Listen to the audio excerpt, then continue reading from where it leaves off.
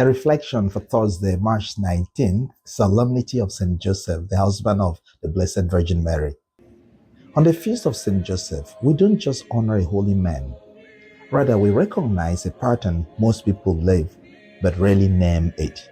That is, carrying responsibility you didn't choose. How many of us grow up to realize that we are carrying a responsibility much more than we ever bargained for? For example, being a priest, I discover every day that priesthood is not just about celebrating Mass every day or leading in liturgical ceremonies. Just like being a father, a mother, or a husband or wife is much more than what many people thought. In the Gospel reading today from St. Matthew's Gospel, chapter 1, Joseph wakes up to a reality he did not plan. Mary is with a child. His future, his reputation, and his expectations are all shaken. Yet, instead of running away, he steps into a role that will cost him everything, but gives him no spotlight. I once knew a man who suddenly had to raise his younger siblings after his parents died. He had dreams, plans, and a direction. Overnight, everything changed.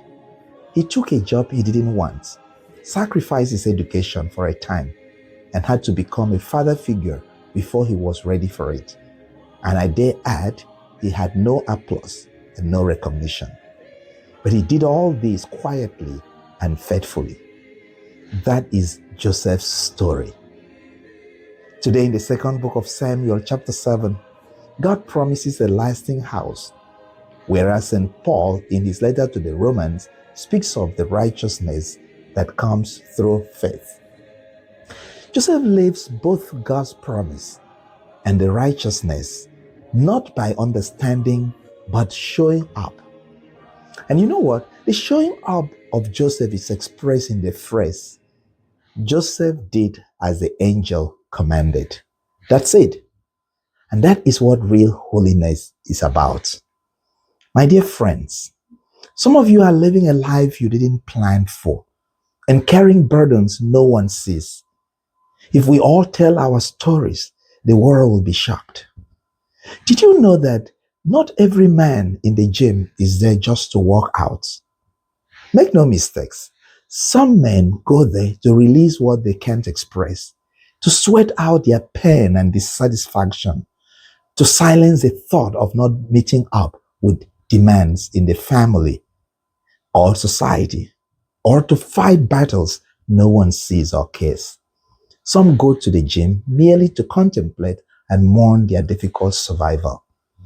And to everyone in this category, Joseph tells you, this is not wasted.